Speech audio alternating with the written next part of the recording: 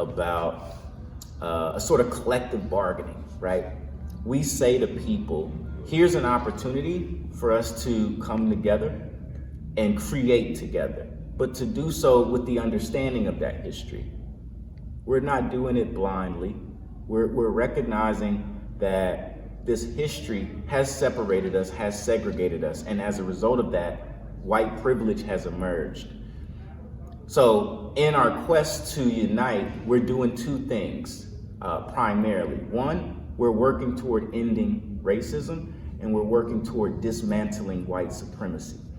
Those two efforts are very important in terms of shifting the paradigm, because those two forces have been working against our people since we were actually taken from the shores of Africa and were involved in the transatlantic slave trade. So it's very important as we engage with non-Black people that they understand our history and the truth of the matter. It's not that Christopher Columbus discovered America. So let's unpack all of that. Let's deconstruct all of that and then reconstruct the true narrative. The true narrative is this is stolen land, period. I don't care how you want to look at it. I don't care what you were taught. It's stolen land.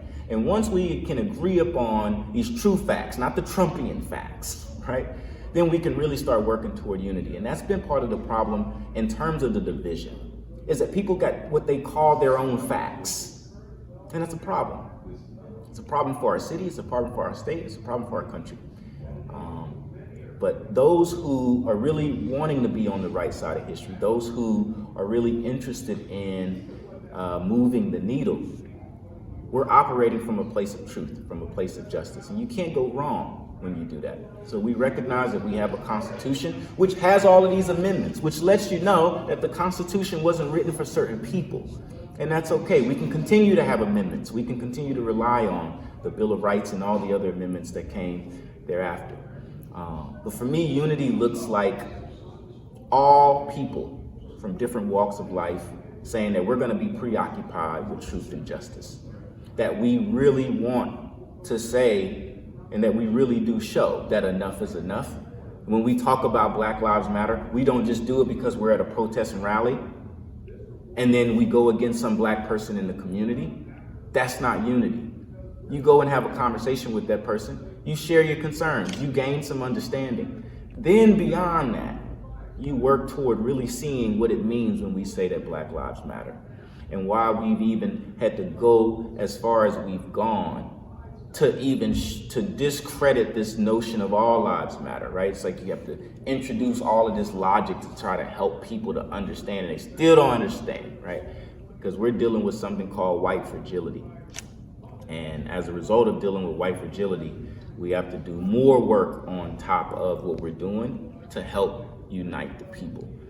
But that's just part of the hard work, right? Like helping people to understand, acquiring new allies, mostly white allies, who are willing to talk to their white counterparts, their white relatives, about what this means and what we're trying to do. My life has been this way.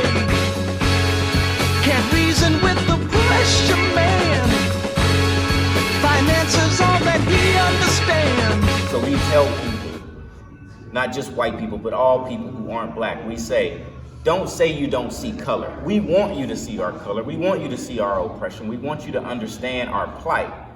So see color, but treat people the same, with love, with dignity, with honor. So you can treat everybody the same in a positive way, and you can see color at the same time. Now, moving from healing, we go to unity. And that's where we begin anew, because we've done the hard work. We've put in efforts to show that we're about the reckoning. We're about working toward better ends. And with uniting, we show the power that we have together, collectively. And then it all culminates in love. Because in the end, what is this all about? When we're thinking about the word community, recognize there is unity in community, and it's meant for us to commune, to come together. And through that, that's how we affect change. Through that, that's how we shift the paradigm, and that's how we overcome these obstacles. That's how we dismantle white supremacy, and that's how we end racism.